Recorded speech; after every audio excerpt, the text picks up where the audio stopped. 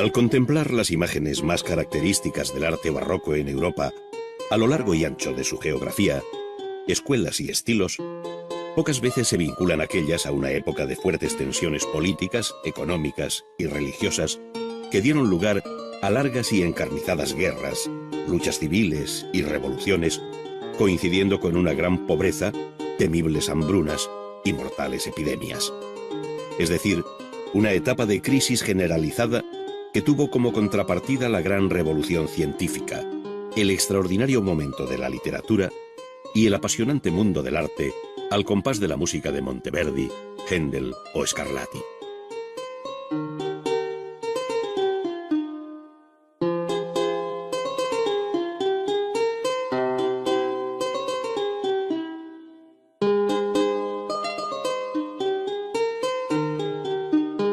En el plano religioso que todo lo invadía, Europa vivió las consecuencias de la Reforma protestante y de la Contrarreforma católica,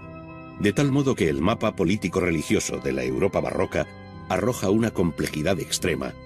donde además del catolicismo dominante en España, Francia, Austria, Bohemia, Hungría, Polonia, sur de Alemania e Irlanda,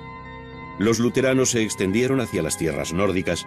mientras que el calvinismo franco-ginebrino encontró su mayor eco en Holanda, parte de Inglaterra y Escocia, además de pequeños enclaves en Francia, sin olvidar la importancia del anglicanismo en las Islas Británicas.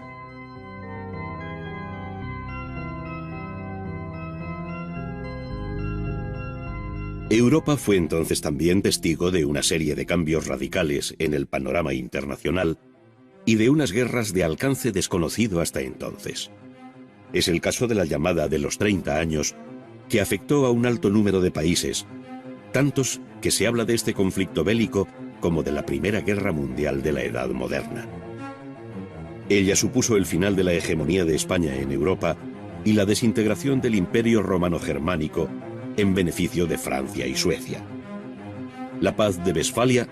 vino a continuación a fijar un nuevo orden internacional, en el que desaparecieron las figuras del Papa y del Emperador como árbitros supranacionales, buscando en las relaciones internacionales un equilibrio de poder entre todos los estados, si bien Francia ejerció de hecho como primera potencia, dirigiendo la política del continente.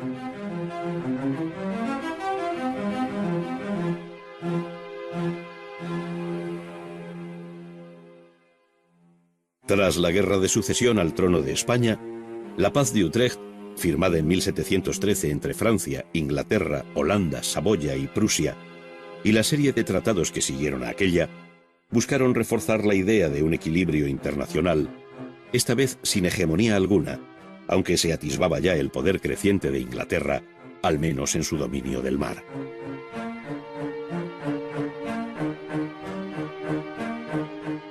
La Europa barroca fue también la Europa de las grandes capitales, que además de albergar la corte y acometer obras de porte monumental, contaron con un fuerte ejército y una compleja administración. Esto es, los dos apoyos más firmes de las monarquías absolutas, entre las que destacó por encima de todas la de Francia con Luis XIV, quien paradójicamente abandonó París por Versalles, donde hizo del absolutismo una obra de arte.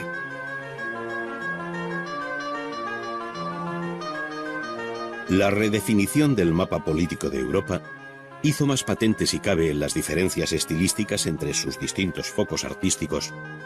donde además del papel jugado por Italia, desde Nápoles a Venecia, pasando por Roma,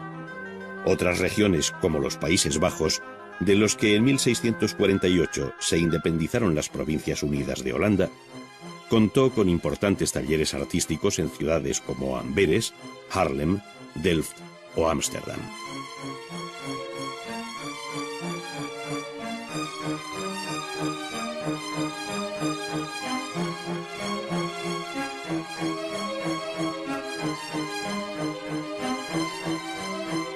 Ámsterdam, donde residió Rembrandt,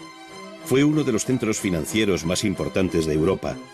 y que, al decir de Roussignol en 1665, es hoy en día la ciudad más comercial, la más frecuentada por los mercaderes del resto del mundo.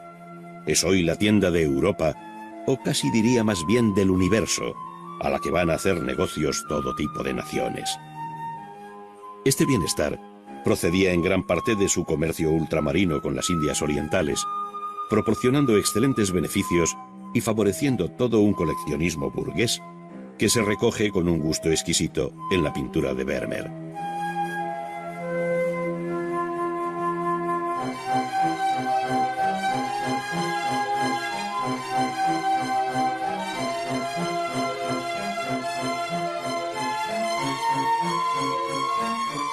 Muy distinto era el panorama español,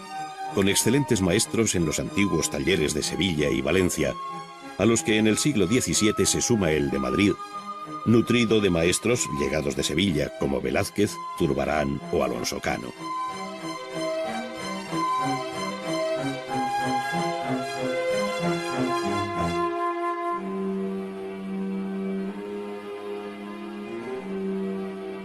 Solo Velázquez permaneció en la corte, donde dejó una obra excepcional al servicio de Felipe IV, para quien pintó, entre otros muchos lienzos, el cuadro de la rendición de Breda, más conocido como Las Lanzas, con destino al Salón de Reinos del Buen Retiro, donde con otros maestros se ilustraba en parte aquella Europa en guerra comentada anteriormente.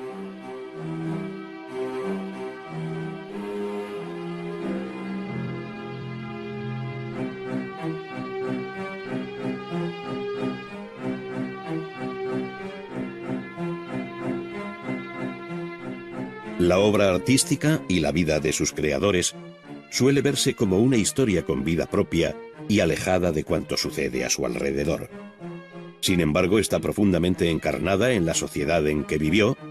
resultando muy ilustrativo revisar de quiénes fueron contemporáneos algunos maestros del barroco. Así, Guido Reni lo fue de Kepler, Rubens de Tirso de Molina, Bernini de Velázquez, François Mansart y de la extraordinaria generación de la última década del siglo XVII. Todo en un interminable pero apasionante azar que hace de esta época un mundo fascinante.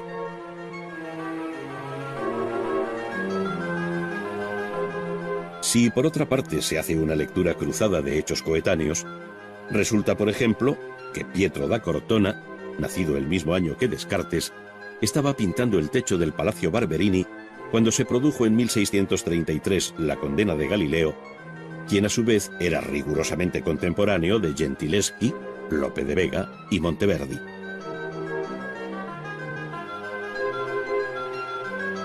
Cuando Milton publicó El Paraíso Perdido en 1671, Murillo pintaba en el Hospital de la Caridad de Sevilla.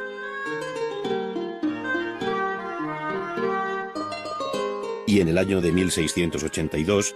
cuando Newton, miembro de la Royal Society, editó sus Principia Mathematica, el presidente de aquella institución científica de Londres no era otro que Christopher Wren, el autor de la Iglesia de San Pablo. Era el mismo año en que moría Claudio Lorena, cuyas luces crepusculares iluminan la fascinación del arte barroco.